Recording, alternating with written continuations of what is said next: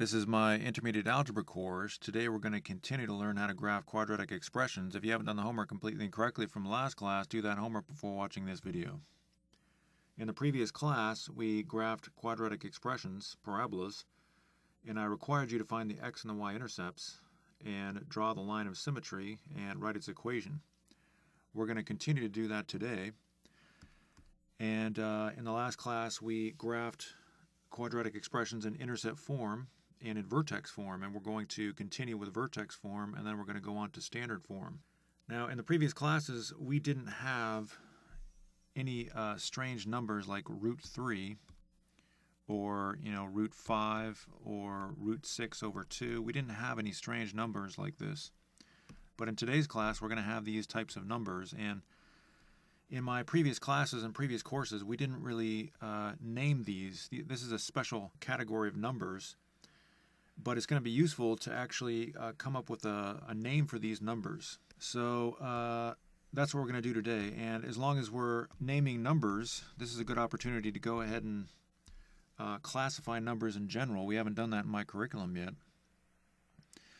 Now, we're not going to go into this in detail, but I'm just going to go through this quickly.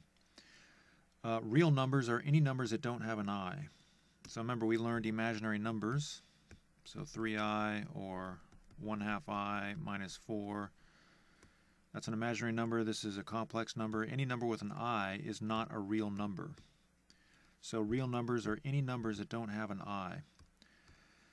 Now, integers are whole numbers. They can be negative or positive, and you can also have 0. I don't know why mathematicians include 0, but they just do. So these are integers. Natural numbers are whole numbers greater than 0. So 1, 2, 3, 4, 5, 6, so on and so forth. Now we have to define irrational numbers now. Remember, I was talking about root 3, root 2. Those are all irrational numbers. And that's what I was talking about at the beginning of the class. We have to give them this special name. So we have rational numbers and irrational numbers, but I want to warn you that the definition for these terms is kind of difficult to understand. So I'm going to make it really easy for you. These are examples of irrational numbers. And irrational numbers have two characteristics. When you change them into decimal form, these decimals, they go on forever. They never stop. Notice these 3 dots here. That means that they just keep going. And there's no pattern to the numbers. So again, there's two characteristics to irrational numbers. When you change them to decimal form, they go on forever. That's the first characteristic. And the second characteristic is there's no pattern to these numbers. So when you have decimal form and those two characteristics, those numbers are all irrational numbers. Now, there's a fancy term that we use when we say that the decimal just keeps going and going. We say it's a non-terminating decimal. Now, understand that the word terminate means to stop. Okay, so if this is a non-terminating decimal, that means it doesn't stop. So that's the fancy word that we use to describe a decimal when it just keeps going on and on and on. It's non-terminating. And when there's no pattern, we say it's non-repeating. So all irrational numbers are non-terminating, non-repeating. Okay? So just be aware of that, and you can take a screenshot of this page here if you want to look at that in more detail. Also, be aware that you might enter this into your calculator, and we're going to use a calculator today. That's going to be useful for to analyze irrational numbers. But when you enter this into your calculator, you're going to find that this decimal actually does stop. But just understand that the only reason it stops is because the screen on your calculator has a finite area. So obviously, it can't just keep going forever. But understand that the decimal does keep going on forever. It just stops because your calculator doesn't have enough room on the screen. So with that said, let's go ahead and do some practice problems.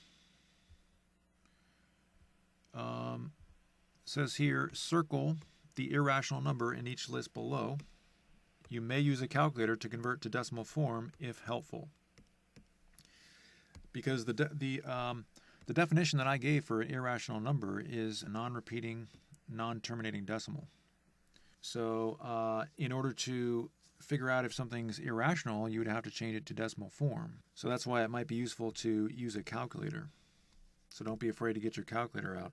Now, in this list here, in each one of these lists, there's only going to be one irrational number. So see if you can find the irrational number. Well, we'll do the first one together.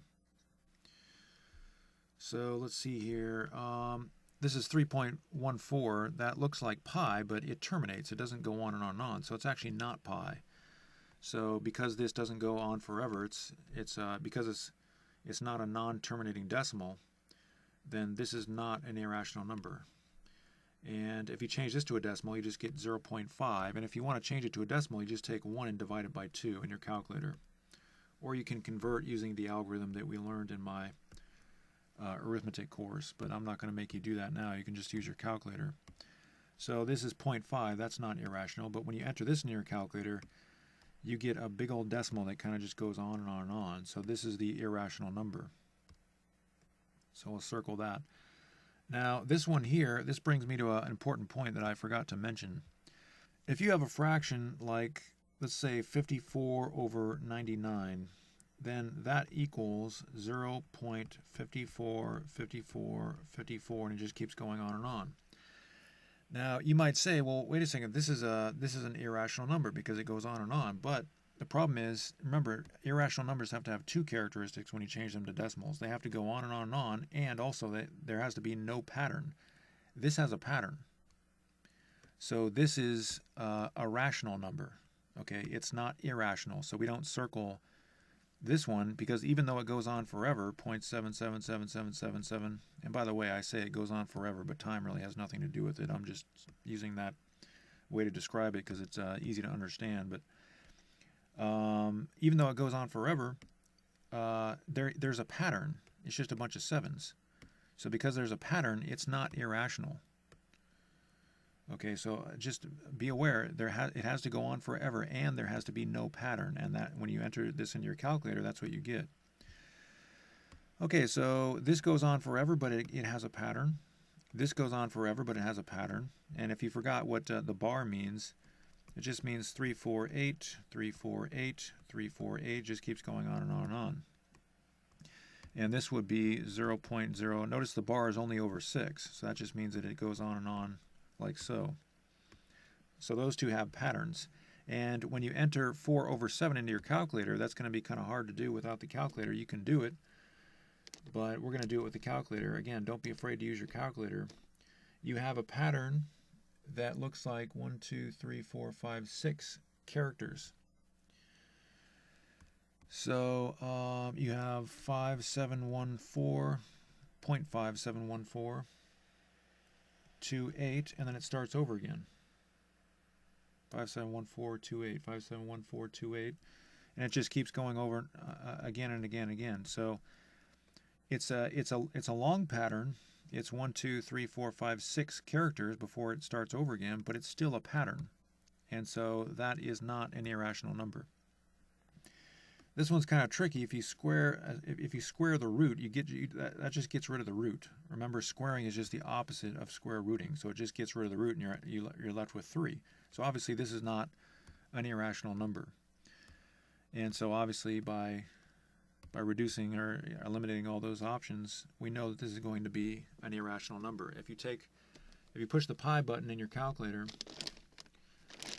and then you multiply that by 2, you get a number that has no pattern, and it just goes on and on and on. Now, this is kind of a tricky one here. It's kind of a nasty trick giving you that problem, but if you square root 1/9, you get 1/3. So we did this type of stuff a couple weeks ago, I believe. Remember, that just becomes square root 1 over square root 9, which is 1 over 3. So 1 over 3, if you enter that into your calculator, you get 0.33333. So there's a pattern. Even though it continues forever, there is a pattern. So this is not an irrational number. Here we have the same logic as these. That's not irrational because there's a pattern. This would just be 9, so that's not irrational. And if you enter this into your calculator, if you have an iPhone, what you would do is you would do 1 divided by push the 6 button, and then the square root button, and then equals. And you get 0.408248290, and it just keeps going on, and you can see there's no pattern. So this is an irrational number. Now if you enter this into your calculator, that's actually going to be pretty difficult to enter into the calculator properly. You want to simplify the complex fraction, it becomes 3/2. Now I'm not going to go into why that is. We learned that in my beginning algebra course. That's not really the point of this this class. I'm not going to review that right now, and I'm probably not going to give you those particular problems, but that just ends up being 3/2, which is 1.5. That's a terminating decimal.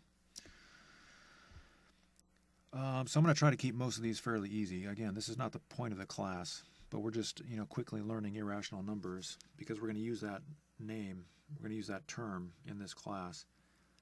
So now if you do pi divided by pi, you just get 1. That's not irrational. And if you enter 2/7 in your calculator, you're going to get 5 point, some pattern there, so that's not irrational. But if you enter in sine 62, and remember we did this in my geometry course, if you're a little rusty on the sine and cosine and tangent stuff, that's okay.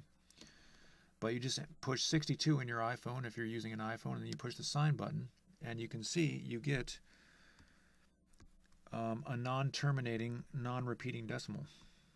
There's no pattern to these numbers. It just keeps going on and on. There's no such pattern. So that is an irrational number. Now, I just want you to be aware of something. If you enter this into your calculator, it's going to appear as though there is no pattern. So this is where things get a little bit more complicated. The reason that I gave you that definition of an irrational number, it's a non-terminating, non-repeating decimal, is because that's easier to understand than the typical definitions that are given, which are written here. All you have to do is change a number to a decimal form, and if it's non-terminating and non-repeating, then that means it's irrational. The problem with that is that there are some fractions like this where if you change it to decimal form, the numbers repeat, but there are so many numbers that you can't even see the pattern, and that's where my definition kind of breaks down. So it is true that all irrational numbers are non-terminating, non-repeating decimals, but sometimes a decimal that repeats is so long, the cycle is so long that you can't see it just by entering into the calculator. For example, if you enter this, if you take 22 and divide by 23 to change it to decimal form in your iPhone, you're going to get, the screen is not big enough to see the repeating pattern. So I'm going to take my calculator on my Lenovo computer here, my Yoga 720, with Windows, whatever, I think this is Windows 10. And I'm going to take 22 and I'm going to divide by 23. Then we've got a pretty big screen there, you see. And it's so big that you can actually see a repeating pattern. Now look at the 9 there. At the very beginning you got 0.956, right? Look at the 9. Then look for a second 9. Now when you see the second 9, that's not a repeating 9, okay? Because it goes 956521739, but then you should see a 5 right next to the 9, you see. At the very beginning you have 0.95 at the very left, right? 0.95. I'm sorry I can't highlight this, but at the very beginning it says 0.95. But then on the next 9 you have 91. So that's not repeating. But keep going to the third 9. Okay, we're looking for the third 9, and when you see the third 9 to the right, then it starts to repeat, 95652, so on and so forth. So this decimal does repeat, but it's kind of hard to see that in the calculator. And so my definition doesn't really, it's not a foolproof definition, because sometimes if you have a fraction with a big denominator, you can't really see the repeat. So how do we solve this problem? How do I not mistakenly identify this as an irrational number? Well, that takes us to the commonly used definition of an irrational number. An irrational number cannot be a fraction. You cannot write it as a fraction with an integer numerator and an integer denominator. That just means a whole number numerator and a whole number denominator. So this is a fraction where you have a whole number numerator and a whole number denominator. So all that means, again, just explaining it simply, All that means is that if a fraction is always rational. It's always a rational number. A fraction can never be an irrational number as long as these are whole numbers. And usually you write fractions with whole number numerators and denominators. So that's a little modification there to my definition. So try example 5. See if you can identify the irrational number. And when you come back, we'll do it together. All right, we're back. Let's see here. If you entered cosine 60 into your calculator, you would actually get 1/2. Okay, so that's not an irrational number. Root 5 over root 5 is just 1, so that's not an irrational number. And by the same logic we used in the other problems, this number and this number are not irrational, but root 10, if you enter that into a calculator, you get a non-terminating, non-repeating decimal. So if you said root 10, you're correct. So go ahead and try example 6, and when you come back, we'll do it together. All right, we're back. So if you said 7 over pi, good job. If you enter tangent 45 in your calculator, you just get 1. Now, before you do example 7, I just noticed this was actually the case here where you had 22 over 23. We have a big denominator. So just be aware of this one. This one, when you enter it into your calculator, it's not going to look like a repeating decimal. But remember, this is a fraction. So this cannot be an irrational number. If you can write it as a fraction, it's not an irrational number. Just be aware of that. So go ahead and try example 7, and when you come back, we'll do it together. All right, we're back. So if you said pi squared, good job. You just push the pi button and then push the square button, and that squares pi, and you can see you have a non-repeating, non-terminating decimal. Okay, so just be aware, for 8 over 65, I'm not sure what that's going to look like. In fact, let me do it in the calculator now. Doesn't look like it's looks like it's going to be the same type of situation with 22 over 23 and negative 1 over 34. Just be aware, even though this may not look like a repeating decimal, it actually is repeating, and the repeat is just so long that you can't see it. So remember, because this is written as a fraction, it can't be an irrational number. So try example 8, and when you come back, we'll do it together. All right, we're back. So if you said 6 over tangent 37, you're correct. Now, you may have had a little bit of trouble entering that into your calculator. So to do that, you do 6 divided by 37, then the tangent button, then equals. And if you do that, you get a non-repeating, non-terminating decimal. Now, root 4, that's just 2, so obviously that's not, an irrational number. If you enter this into your calculator, you actually get a repeating decimal. So that repeats, so that's not an irrational. And of course, root 100 would just be 10. So anyway, if you got that answer, good job. So that's just an explanation of irrational numbers. And this is not really it's not that important when it comes to the curriculum. Some people think it's important, but in upper math, it's not really that important to know these things. Knowing fluency in algebra is about 1,000 billion times more important than this. But again, since we're using that term, irrational, I just figured that we would go over this a little bit. So now we're ready to get to the purpose of this class.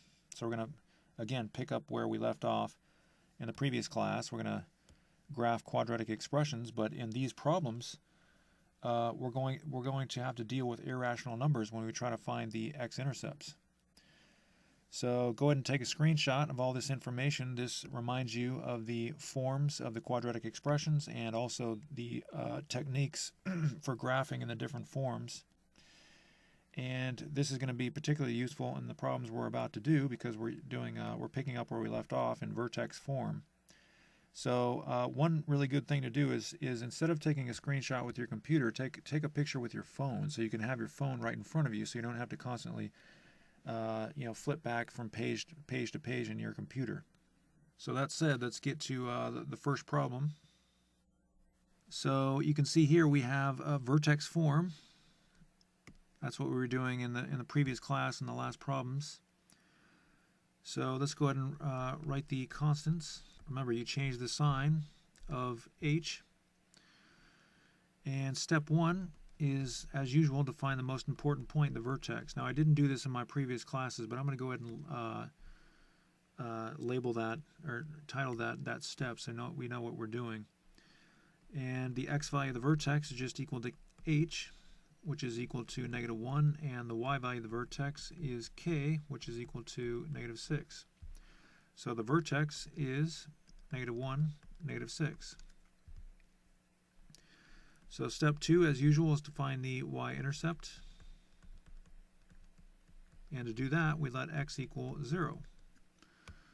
And then we plug that 0 into x in the original equation.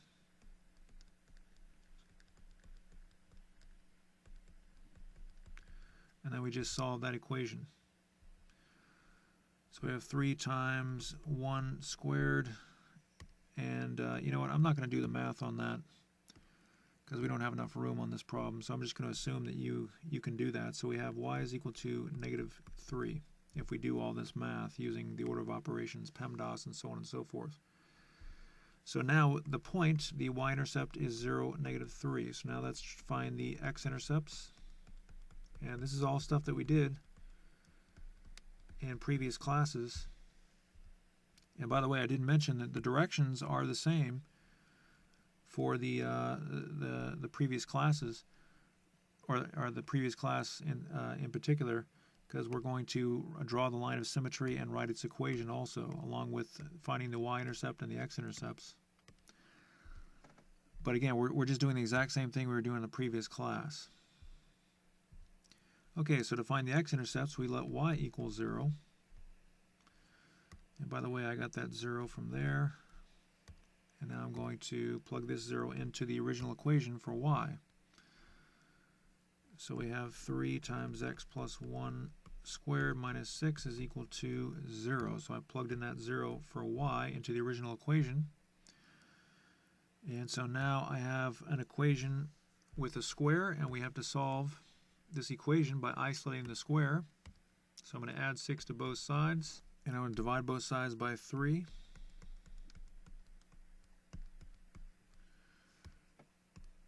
And so we've isolated the square. And so we're out of room, obviously, so I'm going to use an arrow, come up here. And so now we have to square root both sides to get rid of that square. And obviously we have to put plus or minus. And the difference with this problem is that now we have an irrational number, root 2. So we're going to have to deal with that. So now we have x plus 1 is equal to plus or minus root 2. And there's really nothing we can do with that number. So now we're going to subtract 1 from both sides, and we have -1 plus or minus root 2. So what that means is there's two x values. There's -1 plus root 2, or -1 minus root 2. Maybe I should move this over a little bit. And like I said, we really want to keep the irrational number as root 2. We don't want to change it to a decimal because this is an exact number. So we want to keep the exact number. Problem is, how do we graph it? How do we know where these values are on the x-axis? Well, it's kind of hard. So what we're going to do is we're going to use the calculator to kind of approximate what those values would be to give us a reference for the graph. So I'm going to push 2 in my calculator and then the square root button. And I get 1.414, and it just kind of goes on and on, but I'm just going to write 3 decimals there. And over here we get -1 minus 1.414. So just to be clear, we got this number from the root 2. So now I'm actually going to calculate -1 plus 1.414. That's going to be approximately 0.414. And negative 1 minus 1.4, that's going to be approximately negative 2.414. So it's very important to understand that the only reason that we change to a decimal is to get an idea of where it should be on the graph, because these expressions are kind of hard to understand in terms of quantity. So the x-intercepts are, and by the way, we should probably write the x-intercepts. So they are, I'm going to move this down a little bit.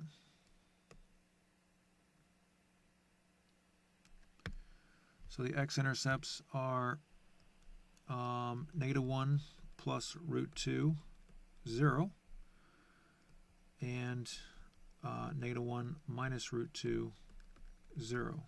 Those are the actual x-intercepts. Okay, so again, it's very important to understand that, we have our points here. The only reason that we continue down here is to find a reference. So now we're going to graph those x-intercepts. So we have 0.414 and 0. So that's going to be about here. And we have negative 2.414. So that's going to be about here. So those are roughly, again, that's the purpose for finding these decimals, is kind of get a rough idea for where the x-intercepts are going to be. But now we can actually write the exact numbers. So here we have negative 1 plus root 2, 0. And here we have negative 1 minus root 2, 0. And so the vertex is negative 1, negative 6. So that's here.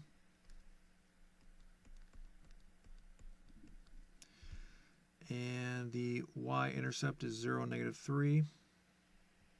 That's here. And so now we're ready to connect the dots. So as you can see, this is the same exact thing that we did in the previous class. The only difference is now we have irrational numbers. And of course, we need to draw the line of symmetry and write its equation. So that's x equals negative 1. So I want you to try a problem like that. Go ahead and try number 2. And remember, you can take a screenshot of the different forms of a quadratic expression and how to graph them. We're in vertex form, so this is going to be what you want to review there. So go ahead and try number 2, and I'll leave number 1 in the window. And when you come back, we'll do it together. All right, we're back. So let's first start out by labeling constants. This is vertex form. Remember, the sign of h changes, but the sign of k does not change. And step 1 is to find the vertex. So I'm going to title that vertex. And the x value of the vertex is h, which we found is 2. And the y value of the vertex is k, which is 6. So we know that the vertex is 2, 6. Step 2, we're going to find the y-intercept. And to do that, obviously, we let x equal 0. And we plug in 0 for x in the original equation. So y is equal to negative 2 times 0 minus 2 squared plus 6. And if you do the math on that, you get the following. You don't have to show these steps. I'm just doing this for your benefit. And I'm going to skip forward a little bit here. We get negative 2. So the y-intercept is 0, negative 2.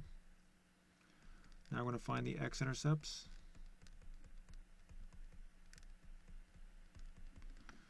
And what you'll find is the x-intercepts are going to be irrational numbers. So we let y equal 0. By the way, this 0 here came from there. And so we're going to plug in 0 into the original equation. So we have 0 is equal to -2 times x minus 2 squared plus 6.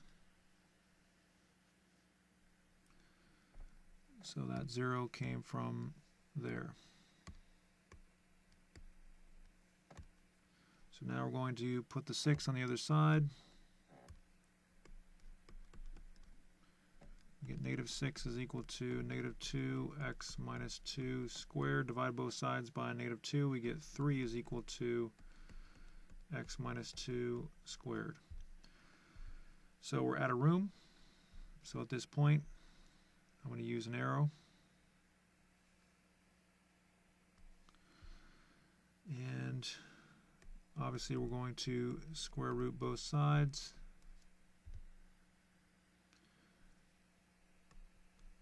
And don't forget your plus or minus.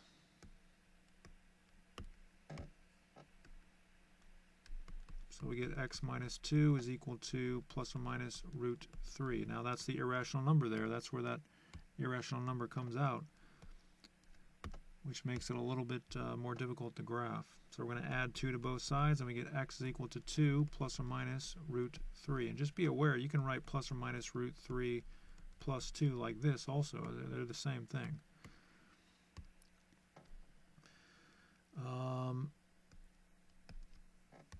Okay, so one of our answers is 2 plus root 3. And the other answer is 2 minus root 3. So we have the x-intercepts. One is 2 plus root 3, 0. And the other is 2 minus root 3, 0. Okay, but when it comes to the graph, that doesn't really help us, because root 3 is kind of hard to understand.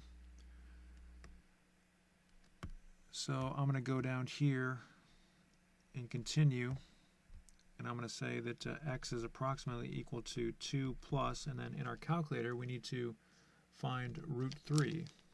It's very difficult to do that without the calculator, so root 3 is 1.73, and you can just write maybe 3 numbers. Actually, you don't even really need 3. Probably just use 1.7, but I'm going to write 3. Or x is approximately equal to 2 minus 1.732. And again, we're just doing this so we know where it is on the graph. So we have 3.1732. Whoops, it's not right. 3.732, or x is approximately equal to, and if we do that in the calculator, we have 0.267. So again, this gives us a reference. This root 3 became this number here, and now we can use these numbers to get a feel for where the intercepts would be on the graph. So we have 0.267. That's going to be roughly here, and 3.732. 3.7 would be about here. But we're not going to write those decimals on the graph, because those numbers are rounded off. We want to write 2 plus root 3, 0, because that's the actual, that's an exact number. And we want to write 2 minus root 3, 0. Okay, so now let's graph the vertex 2, 6. It's right there.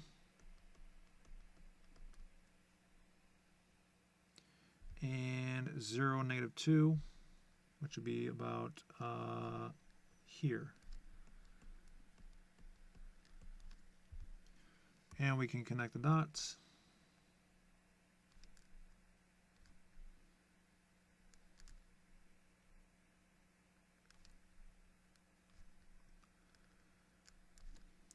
And as usual, we're just going to write the line of symmetry, and the line of, or the equation of the line of symmetry is x equals 2. So if you got that answer, that graph, good job. So now we're going on to pretty much the same thing, except the irrational number is going to be a little weird. It's going to be a fraction. And first of all, we need to determine if we're going to use standard form or interpret this as standard form, or if we're going to use vertex form. Intercept form would not be easy. So we can consider this to be ax squared plus bx plus c, and then a would be -4, b is not there, so it'd just be 0, and c, of course, would be 3. That's one way to do it. But it's actually easier just to consider this to be vertex form. So I'm going to change this to -4 x minus 0 squared plus 3 equals y. Isn't it true that x is the same thing as x minus 0? So I can do that, but now it's in standard form, or excuse me, vertex form. So I can go ahead and label constants. A is -4, h is 0, and k is 3. So now step 1, as usual, is to find the most important point on a parabola, which is the vertex. And the x value of the vertex is h, which is 0, and the y value of the vertex is k, which is 3. And so the vertex is 0, 3. All right, now we're going to find the y-intercept. To do that, we let x equal 0 as usual, and we plug in 0 into x into the original equation. So we have -4, 0 squared plus 3 is equal to y. And 0 squared, of course, is just 0. And, you know, you don't really need me to do the math on this, so you can obviously see it's 3. So the y-intercept is 0, 3. You can see the y-intercept in this particular problem is the same as the vertex. So now, step 3, as usual, we're going to find the x-intercepts.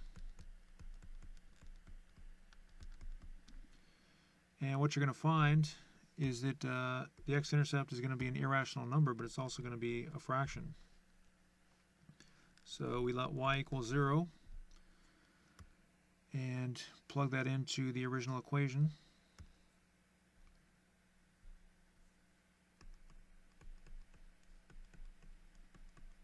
And just to be clear, we got that 0 from there. And up here we got that 0 from there.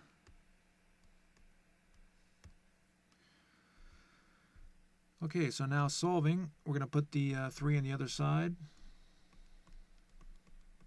because we have to isolate this x squared. We have an equation with a square. We have to isolate that x squared, get it by itself, divide both sides by -4, and we get x squared is equal to 3/4. Now we're out of room, so we'll do an arrow there.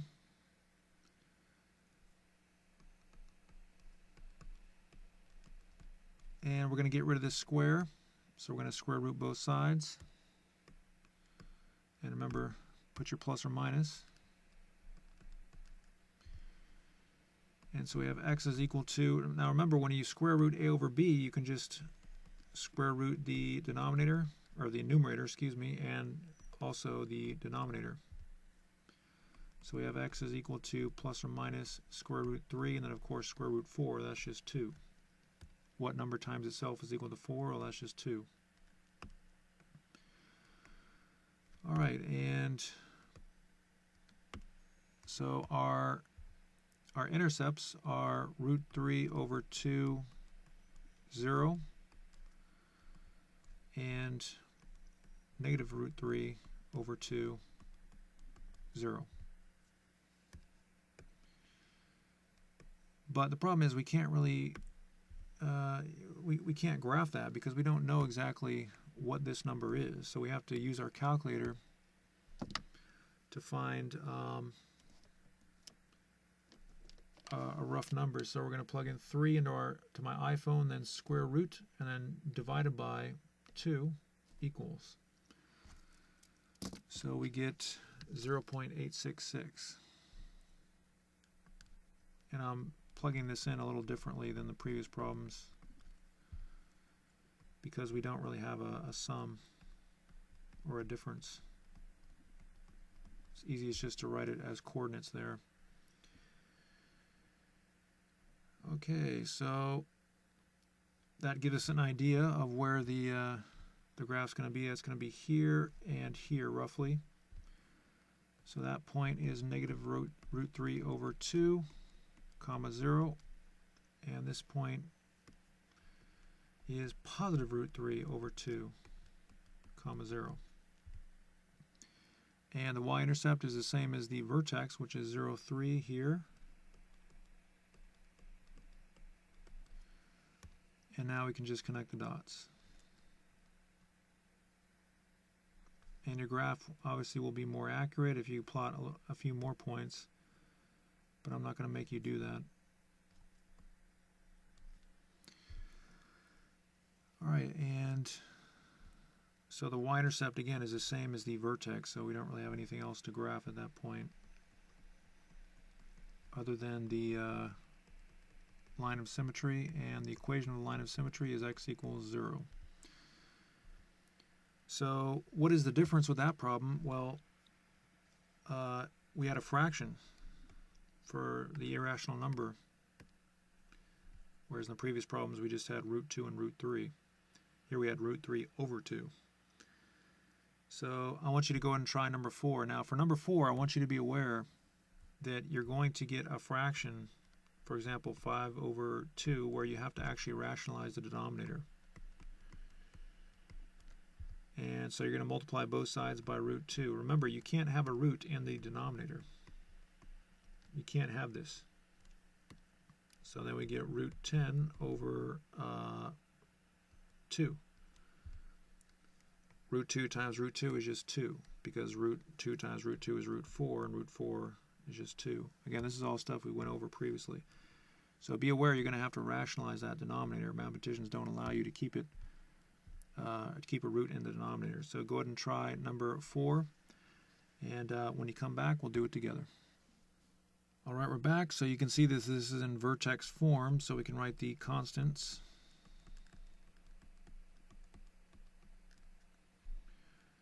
And step 1, as usual, is to find the vertex, the most important point of a parabola. And we know the x value of the vertex is h, which is 1, and the y value of the vertex is k, which is negative 2. So the vertex is 1, negative 2. Step 2, we're going to find the y-intercept.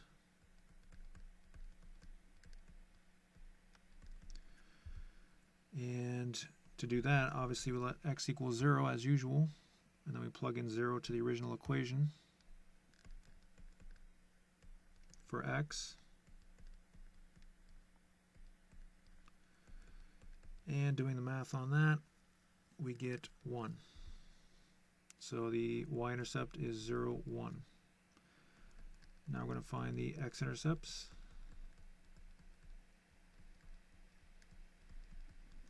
To do that, we let y equal 0 and plug in 0 for y in the original equation. So 0 equals 3 times x minus 1 squared minus 2.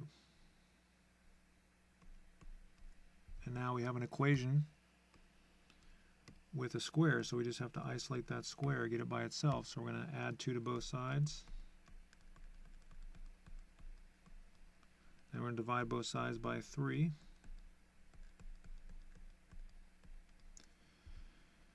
And now we're going to square root both sides. And that's where our irrational number comes into play. Root 2/3 is an irrational number. So we're out of room, so we're going to have to go up here. So we have plus or minus root 2/3.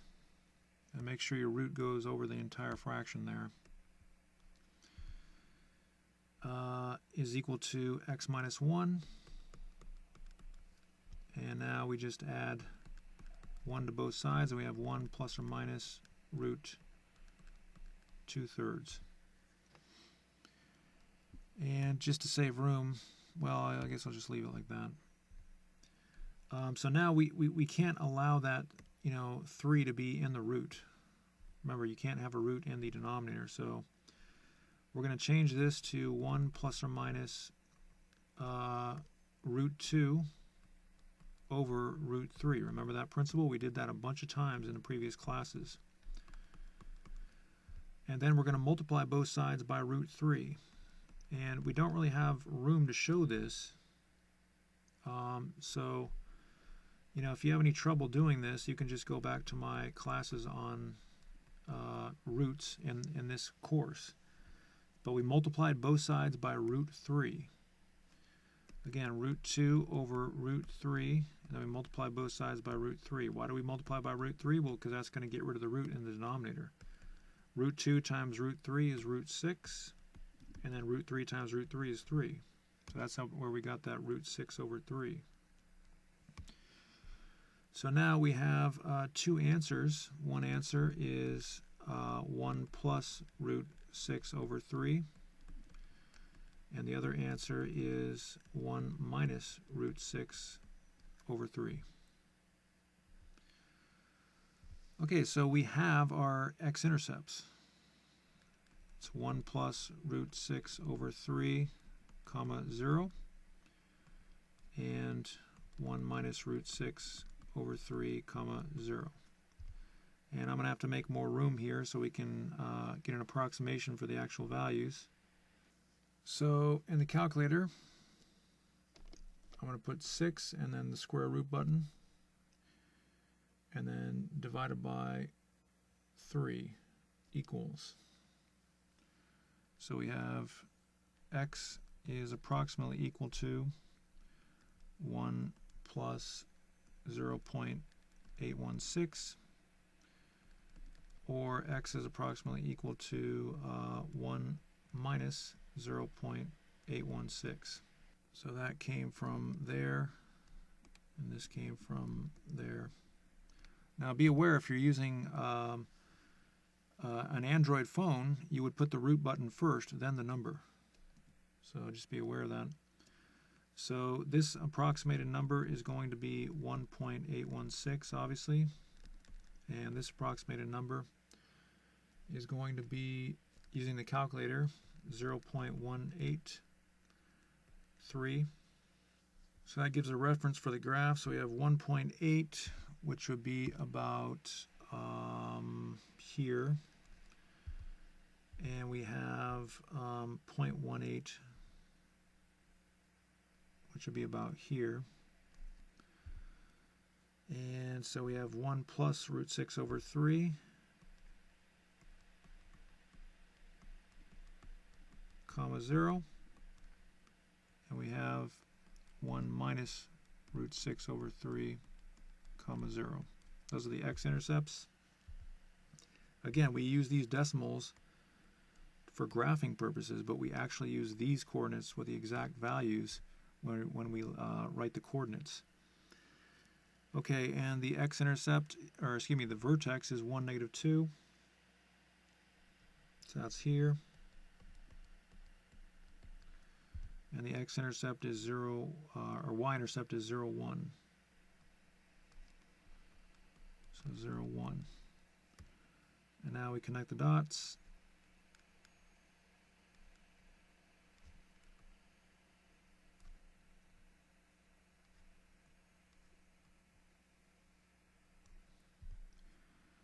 And we have the line of symmetry. And the equation of the line of symmetry is x is equal to 1. All right, so if you got those answers, good job. Also, just to be clear, this 0 came from there, and that 0 came from there. All right, so now we're going on to standard form. Those were all problems where we were doing vertex form. We picked up from the previous class on that. So now we're going to standard form. Now we could, just keep this in a standard form and label the constants like so,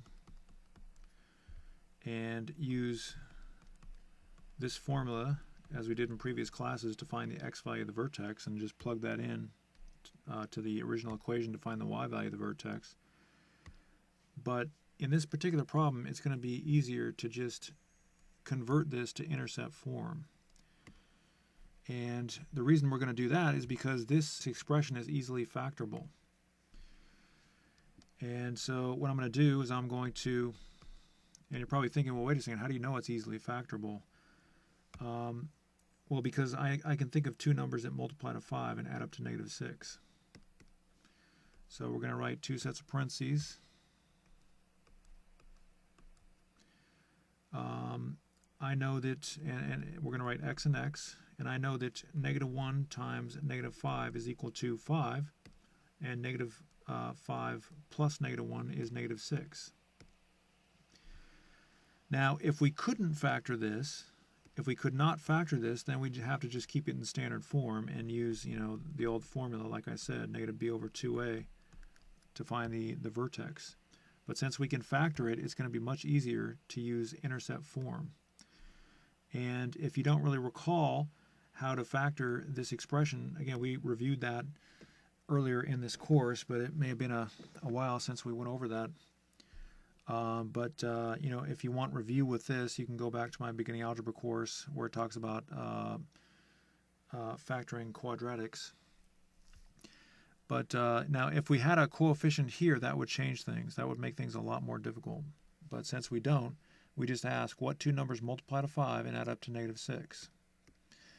And since we can factor, we're going to just use intercept form here. So now we have intercept form. A is equal to 1. That's the coefficient here. And m is equal to 1, and n is equal to 5. Remember, change the signs on that. So now step 1 is to find the vertex. And the x value of the vertex is equal to that formula that we used frequently in the previous class.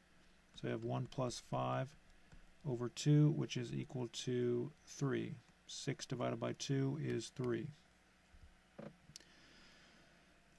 So now we're going to find the y value of the vertex by plugging it back in.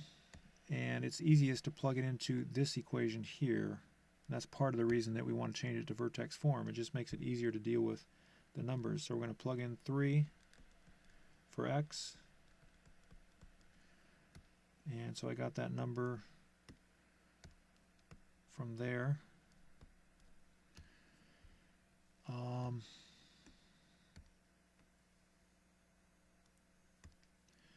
Okay, so now we can just do the math, and we have 2 times -2, which is -4. So the vertex is 3, -4. All right, step 2, we're going to find the y-intercept. And to do that, we let x equal 0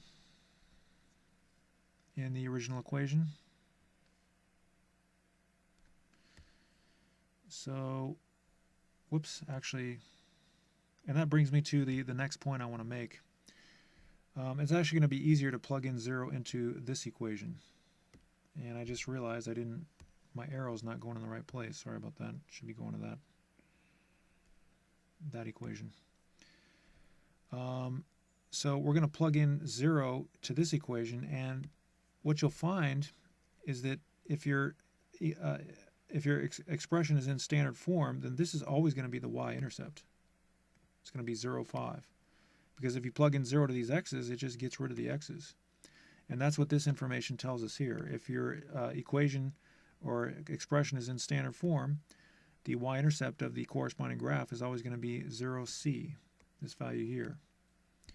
But just to show you why that's true, we're going to go ahead and do it on this particular problem using the original equation. So we have y is equal to 0 squared minus 6 times 0 plus 5. I got that right. And 0 squared is just 0, and negative 6 times 0 is 0. I guess I can just show that extra step there. So we have 0 minus 0 plus 5, which is equal to 5. Well, I guess I'll just bring it up.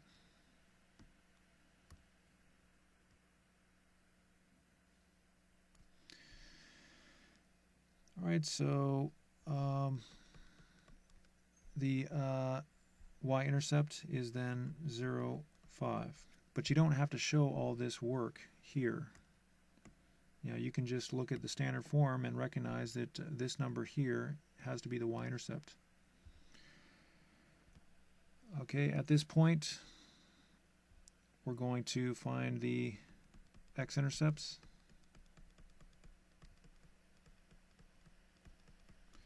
And to do that, we're going to let y equal 0. And we're going to plug in 0 to the, not the original equation, but we're going to plug in 0 to this second equation that we used.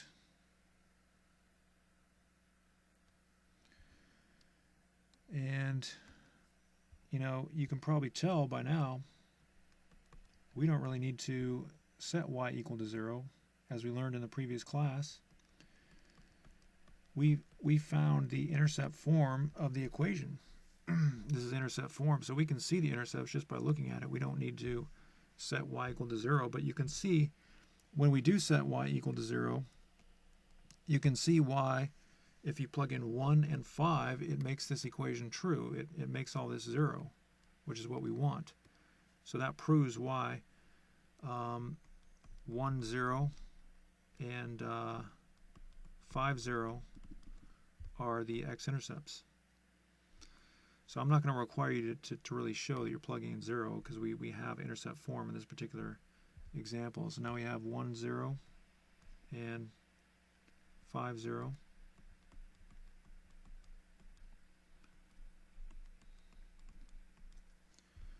And the vertex is 3, negative 4. So that's here. And what else do we have? We have the y-intercept, which is 0, 5.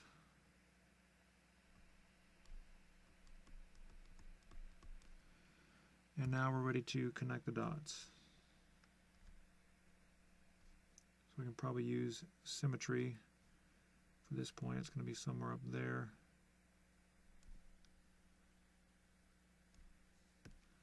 Try to make your parabola symmetric. And that doesn't look symmetric at all. This is not really an art class, so just do your best. And we have the line of symmetry. And the equation of the line of symmetry is x is equal to 3. All right, so that's an example where we could factor the quadratic expression and change it from standard form to intercept form. So now we're going to do another example. And by the way, I forgot to plug that in there. That's where we got that 0. So we'll do another example, very similar. So we're first going to factor it. If we could not factor this, then we'd have to just keep it in standard form. But factoring is going to make it easier for us to do the problem. So we have x squared, so it's going to be x and x. And then what two numbers multiply to 15 and add up to 8? See if you can do that in your head. What two numbers multiply to 15 and add up to 8? You can pause the video if you want, but those numbers are going to be 3 and 5. 3 times 5 is 15, and 3 plus 5 is 8. So I know that I can change it to intercept form, and that's good because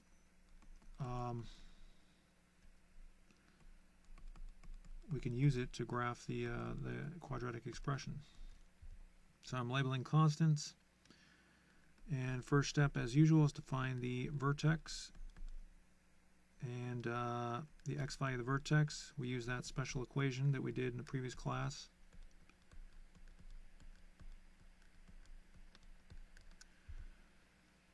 And we get -8 over 2, which is -4. Then to find the y value of the vertex, we plug it into the intercept form of the equation is the easiest one to use. And we get -4 plus 5 times -4 plus 3. And just to be clear, I got that -4 from there. So we have 1 times -1, which is just equal to -1. So the vertex is -4, -1. Okay, now we're going to find the y-intercept. To do that, we let x equal 0, and we can plug it into the original equation. We're not going to use intercept form, we're going to use standard form because we know that y is just going to be equal to 15. Now I skipped, I didn't show the work there, you see. Again, if you have standard form, the y-intercept is always going to be 15. And I showed that in the previous problem, why that is. So we don't really even need to show this. We can just say that the point is 0, 15. Now we're going to find the x-intercepts.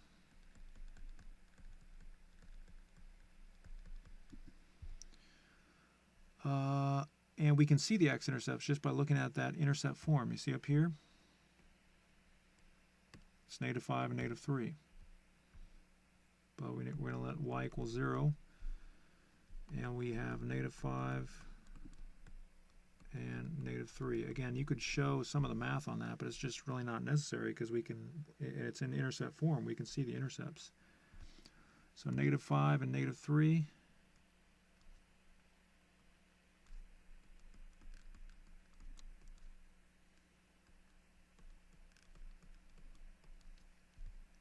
And the vertex is -4, -1.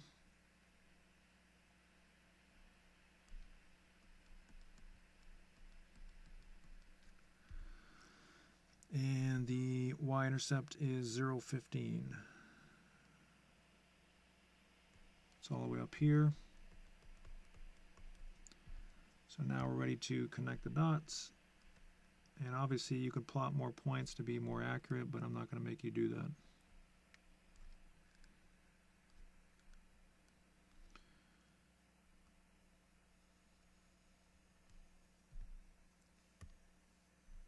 And we're going to plot the line, or draw the line of symmetry. And the equation of the line of symmetry is x is equal to -4.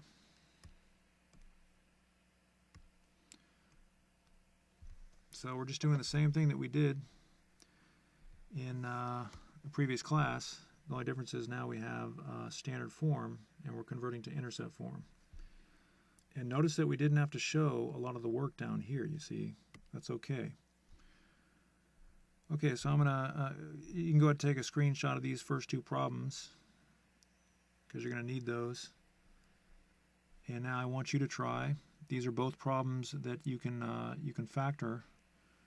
So I want you to factor and change this to intercept form, and then use that to graph the parabola. And remember, you don't have to show a lot of the math once you get it into intercept form. And remember, when you factor, you want to write two sets of parentheses, write x and x, and then figure out what two numbers multiply to -8 and add up to -2. So try number 7, and when you come back, we'll do it together. All right, we're back. If you got -4 and +2, that's correct. -4 times 2 is -8, and -4 plus 2 is -2. So now we have intercept form. We can write the constants.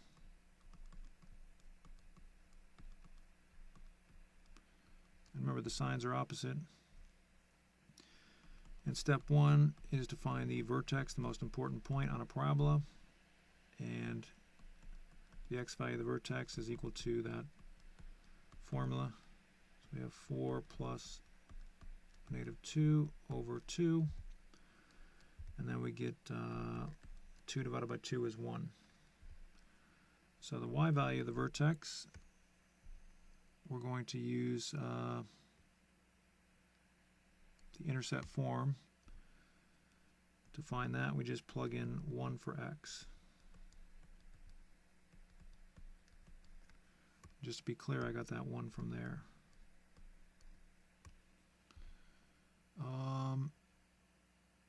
So now we have -3 times +3, which is -9. So the vertex is 1, -9. Now we're going to find the y-intercept. To do that, we're going to let x equal 0 as usual. And again, there's really not a lot of work you have to show because we can see it's in standard form, so the intercept, the y-intercept has to be -8. So 0, -8. I don't really require you to show much work on that step when you're in standard form because we can see the y-intercept just by looking at the graph.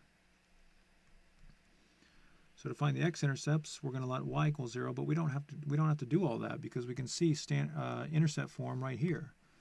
We can see that they're going to be 4, 0, and -2, 0. Those are the intercepts.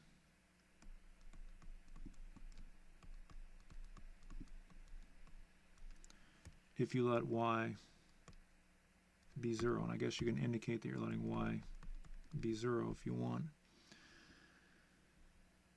This graph for -2, it's -2 and 4. Those are the x-intercepts, and the vertex was 1, -9.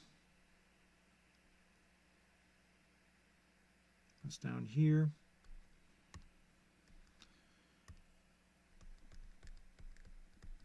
And the y-intercept was 0, -8.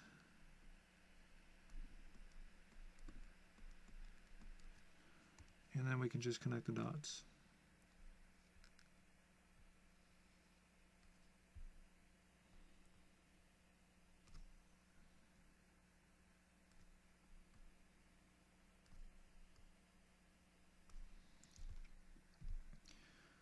All right, and let's draw the line of symmetry.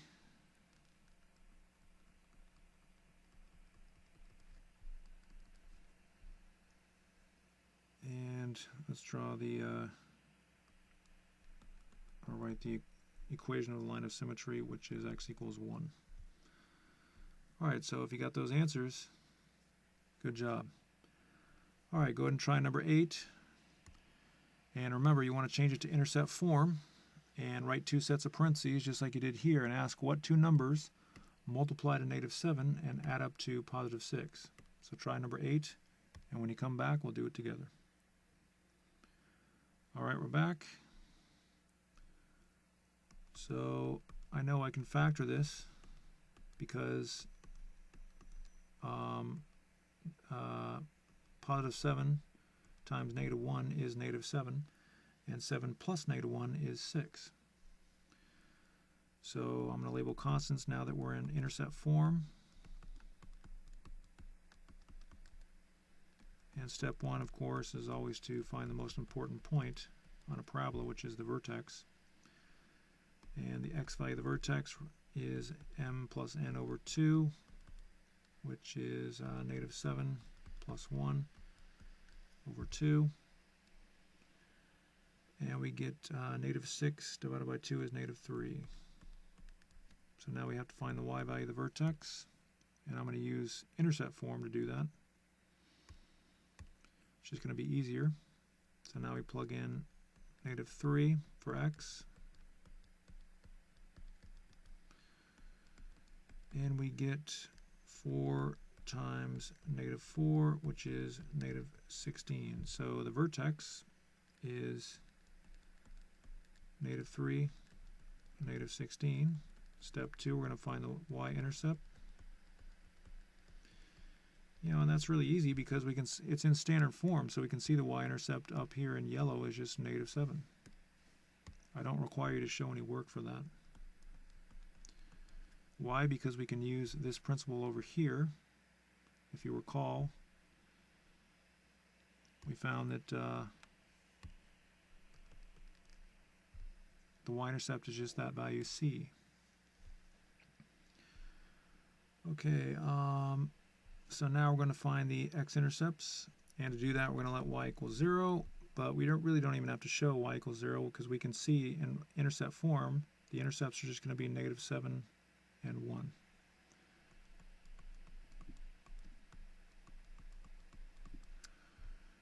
Again, we have intercept form, so we can see the intercepts. We don't really have to do much math.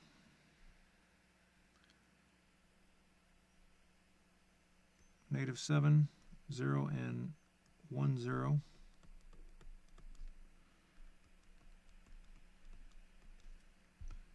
And the vertex is -3, -16. 11, 12, 13, 14, 15, 16. That's all the way down here.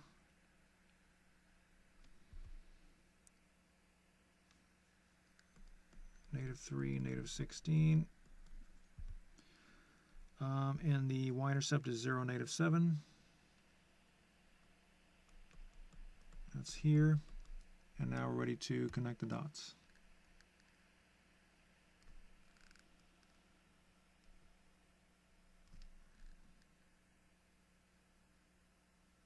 Again, my parabolas look a little bit too much like V's, but in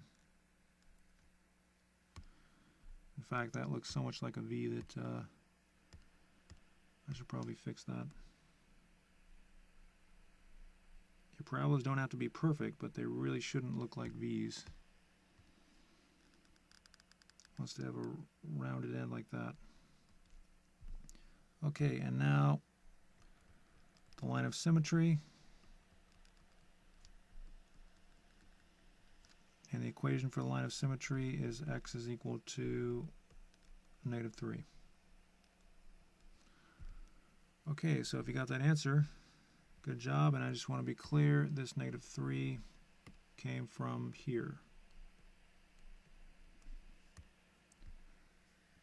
Now notice that we have a negative here on the x squared term, and that makes things a lot more difficult when trying to factor.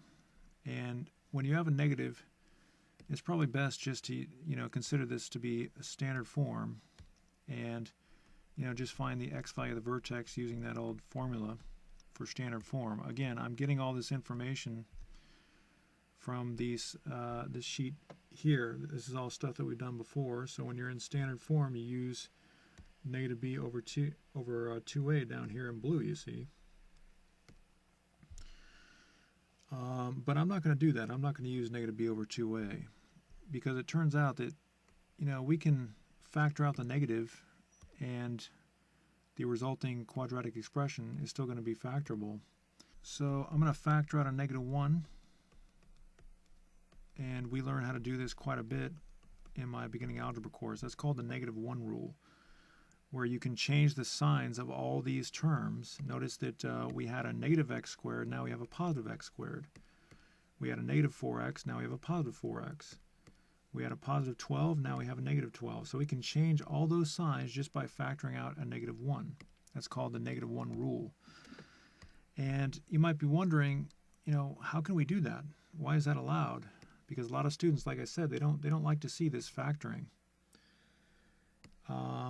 But we did that in my beginning algebra course, and to see why that works, you just go backwards and use the distributive rule. So -1 times x squared is -x squared, and -1 times 4x is -4x, and so on and so forth. So The reason that we factored out that negative 1 is that now it's going to be a lot easier to factor this expression here inside. And we're just going to keep the negative 1 outside, so I'm going to color that just so you know that that's staying outside there. And I'm going to change the blue to 2 sets of parentheses just like we did in the previous problems. And so now we just want to ask what two numbers multiply to negative 12 and add up to 4. So if your answer was, let's see, 6 and negative 2, you're correct. 6 times negative 2 is negative 12, and 6 plus negative 2 is 4. Okay, so you might be wondering, well, who cares? Why do we care about that? Why do we do that? Well, now we're in intercept forms. Intercept form is really easy to work with. And you don't have to put negative 1 here if you don't want to. You can just put a negative. Remember, we never write the 1 if we have something next to the negative. So now we're in intercept form, and we can label constants and just proceed as usual. So step 1 is find the vertex. So the x value of the vertex is equal to m plus n divided by 2. M is negative 6 and n is 2. So negative 6 plus 2 is negative 4. Negative 4 divided by 2 is negative 2. And to find the y value of the vertex, of course, we can just plug in. And it's going to be easiest to plug into the intercept form. So we have plugging in negative 2 for x. And just to be clear, I got that from here. And just double check that looks correct. So we have negative 2 plus 6 is 4, and negative 2 minus 2 is negative 4. Do all the math on that, and we get positive 16. So the vertex is negative 2, positive 16. All right, step number 2 is to find the y-intercept. And to do that, we let x equal 0. And like I mentioned before, if you go to the standard form equation at the very start, let x equal 0, you can see obviously y is just going to be 12. So we can just write the intercept immediately, 0, 12. We can see it just by looking at that standard form. Now we're going to find the x-intercepts. And, because we already put the equation in intercept form here in purple, we can see the intercepts are negative 6 and 2.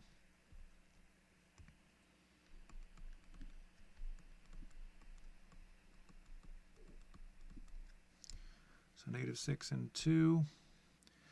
And the vertex is negative 2, 16.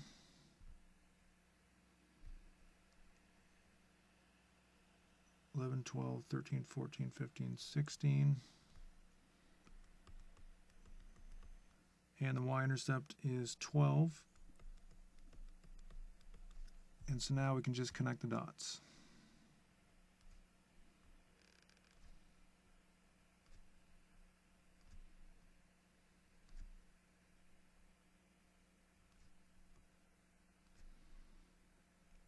And as usual, we're going to draw the line of symmetry. And the equation of the line of symmetry is x equals negative 2. Okay, so again, you want to factor out a negative 1 here. And then just ask yourself what two numbers multiply to this number and add up to this number. So refer back to number 9 for that. There's a lot of different ways to do this problem, but this is just the way that I'm doing it for this for number 9 and number 10. So use the same method I did for number 10, and when you come back, we'll do it together. All right, we're back. So we're going to use the negative 1 rule, and that's going to change all the signs because we don't want to have to deal with a negative in front of the x squared. That makes things harder to factor. And so now we're going to factor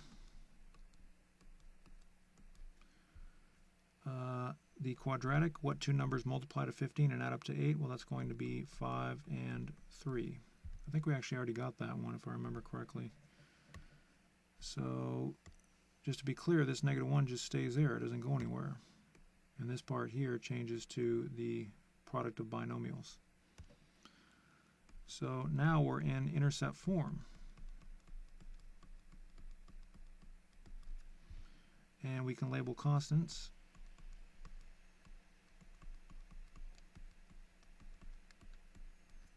I'll just move that over a little bit.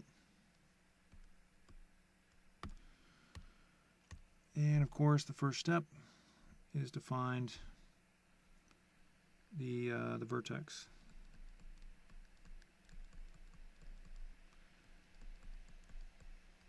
And we're using this formula. Why? Because we're in intercept form. When you're in intercept form, you use that formula to find the x value of the vertex. So we get -5 plus -3 is -8, divided by 2 is -4. Then we're going to find the y value of the vertex, and the easiest way to do that is to plug it into the intercept form. So we have -4 plus 5 times -4 plus 3. Just to be absolutely clear, I'm getting that -4 from here and plugging it into the intercept form of the equation. And if we do the math on that, we get 1 times -1. That ends up being 1. So the vertex is -4, 1. Step 2, we're going to find the y-intercept. To do that, we're going to let x equal 0, and again, when you're in standard form, this number is always the y-intercept in purple up there. So we don't really have to show any math for that. We can just write 0 and -15. Step 3, we're going to find the x-intercepts, and that's really going to be easy also because we converted to x-intercept form. It's not called x-intercept form, it's just called intercept form, but we can see the x-intercepts, -5 and -3, so we don't really have to do any math for that. So let's go ahead and plot those x-intercepts.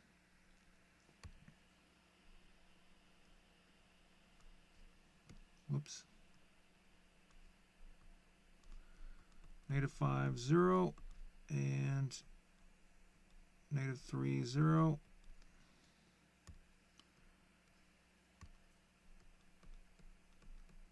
And the vertex is -4, 1. And the y-intercept is 0, -15.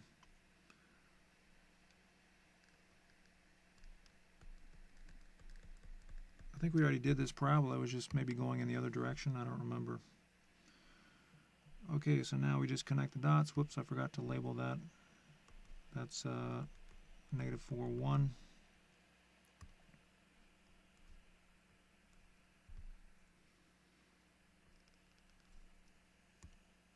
And you can move your scale numbers to the other side if you need to.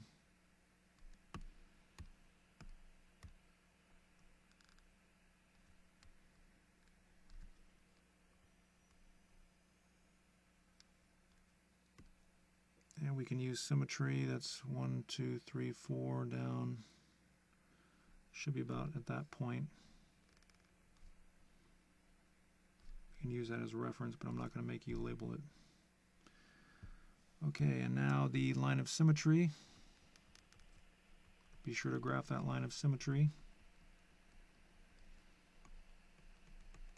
And write the equation, which is x equals -4. Okay, so if you got that graph, good job.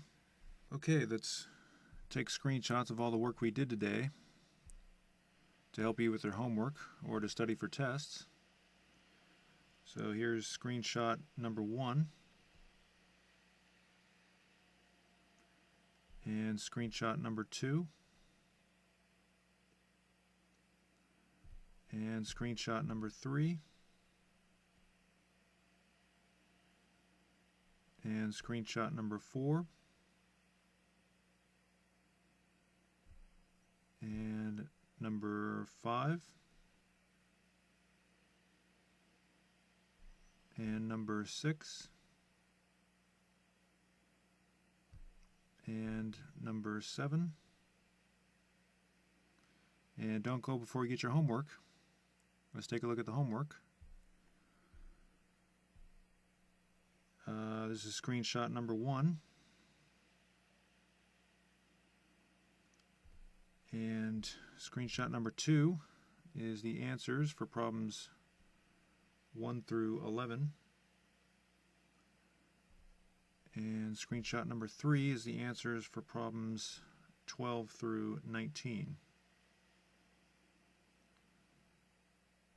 So, as usual, mark your X and Y axes and use grid paper for these particular graphs and label all your, write all your coordinates, write all the points, show the points, and draw your line of symmetry and so on and so forth. Remember, your homework has to have those 4 characteristics. It has to be complete, correct, neat, and in correct chronological order in your binder. And if you don't do the homework, remember, it's a 100% guarantee you're going to learn absolutely nothing in this entire course. So get that homework done, and I'll look forward to seeing you in the next class.